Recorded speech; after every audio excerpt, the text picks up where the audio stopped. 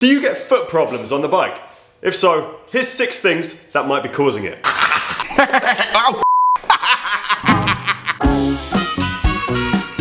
Cleat location.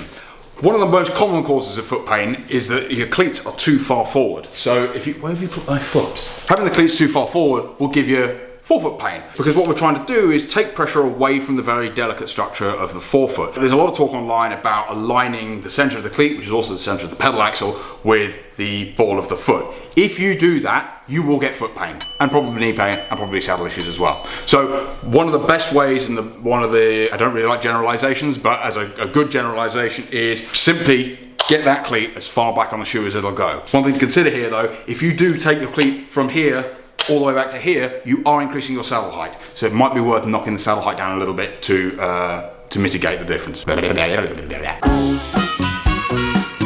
we're on the subject of cleats, another very common cause for foot problems in cycling, particularly pressure along the lateral aspect of the foot, on the outside of the foot, is insufficient stance. So if your feet are too close together. So something that is worth considering: over the last 20 years, bicycles have become increasingly narrower, mostly to enable 60 kilo, 20-year-old athletes to pedal through corners in racing scenario. The closer together the pedals are, the more ground clearance you have. Based on the fact that most people are now running shorter cranks, that becomes less of a problem, but it starts to create problems for consumers. What we find ourselves doing these days is predominantly increasing the stance to mitigate this reduction. You can do this in 3 ways.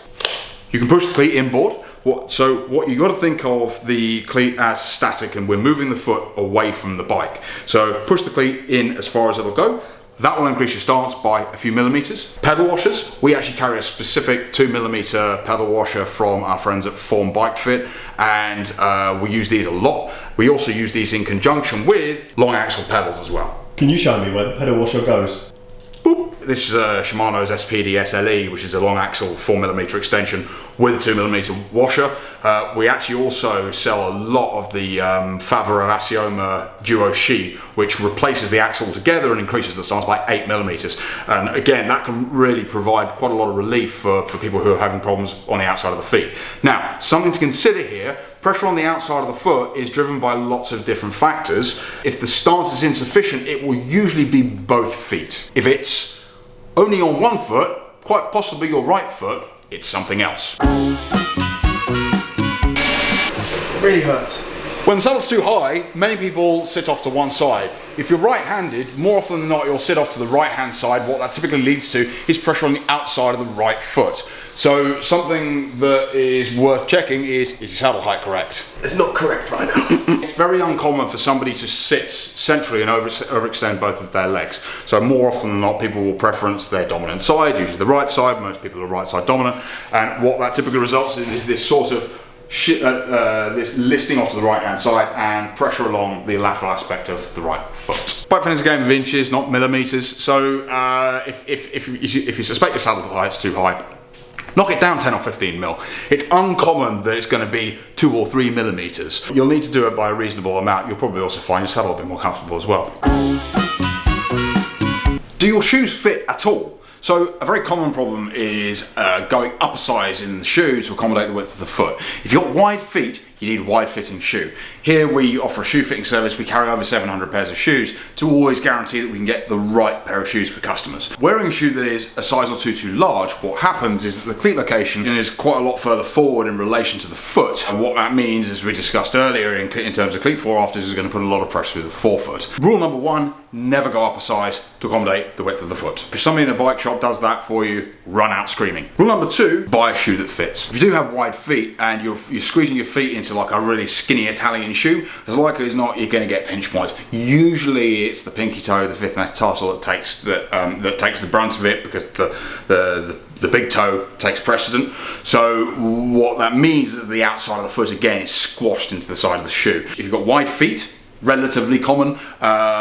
Look at a brand like Lake is very, very good for wide feet, but it depends on the model. Some of them are very, very narrow, some of them are very, very wide. For instance, this is the widest shoe that they make. This is the narrowest shoe that they make. Even the extra wide version of this shoe is still narrower than the standard fit of this shoe. Shimano also offers a wide fitting option. Physique now offers a wide fitting option. Yeah.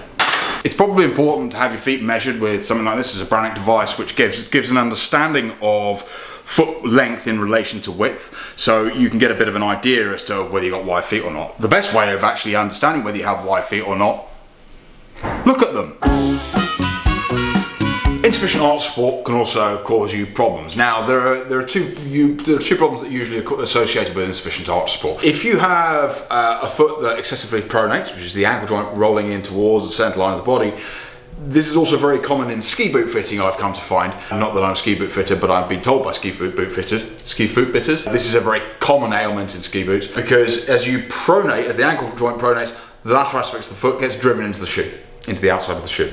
By administering some support inside of the shoe, you're helping block that pronation of the ankle joint and help stop relieve pressure from the outside of it. Secondly, it can also, if you pronate heavily, it can lead to a kind of pinching of the neural tissue in the forefoot, so that can result again in numbness or foot pain, Morton's neuroma, that kind of stuff. There are a number of custom arch support systems out there. You need to be very careful about where you're buying these from, because they're only as good as the person that makes them. My favourite arch support is, and we administer these in pretty much every bike fit, this is a G8 2620 modular system. We use this in every bike fit, but it's usually heavily modified as well, particularly with heel wedging, which is specific to the rider. It's got 5 different arch pieces, which are variable in terms of orientation. This is a great system. We've even found using this system, we can reduce pressure going through the saddle by up to 50% just by sticking a pair of these in the shoes. There are certain brands out there that have quite strong correlations with foot problems, and unfortunately, to call them out, I'm sorry to call them out, they are predominantly specialised in physique. They're the two most well marketed, unfortunately, but these are the two shoes that we are very strongly correlating with foot problems. So if we start with problems with physique, now historically this has been true. It's still true of some of the more entry-level shoes. The newer shoes are slightly better. So one of the problems with them is that the cleat location is quite a lot further forward than it is on a lot of other models. Furthermore, the arch support seems to be in the wrong place. It seems to be too far forward as well. And what that tends to create is, as we discussed earlier, a more forward cleat location puts a lot of pressure through the forefoot, and that typically resonates up through the knees, the hips and the pelvis, resulting in knee issues, saddle issues, but obviously, of course, foot problems. The specialised one is a little bit more complex. It's not quite so simple as the cleat location, because the cleat location on the specialised shoe is actually pretty good. The biggest problem with the specialised shoe is that it is the only non-neutral shoe on the market. It has what's called a forefoot posting built into the front of it. So the front of a specialised shoe, the inside of it is elevated. Now, in order to understand this, you need to understand their marketing structure and what they believe. So it's intended to treat what's called a forefoot varus.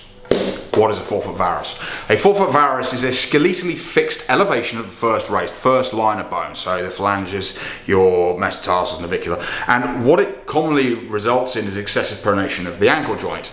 And when I say fixed, I mean fixed in the sense that it can't be manipulated and it can't be brought down to the ground without pronating the ankle joint. The problem with this is that it's relatively uncommon. Most people possess what's called a forefoot supernatus, which is a soft tissue elevation which can be manipulated. In all other medical walks of life, if you'll forgive the pun, forefoot varus is known as a deformity. It's known as a forefoot varus deformity, whereas in the cycling industry, and it's only in the cycling industry that this is true, it's considered commonplace. The problem with this is that we're placing support in an area where it's not warranted nor needed, and what that typically results in is either tension or it supinates the foot, resulting in excessive pressure on the outside of the foot, potentially hot foot in the first metatarsal, and usually numbness as well. That marks the end of today's episode of Bike Fit Tuesdays. Thank you for watching. I hope that was helpful. I'm going to put a link in the description down below to James's shop if you would like to book a fit with him. He's available, his colleagues are available, and come and see the shop here in London. I sound a bit snuffly.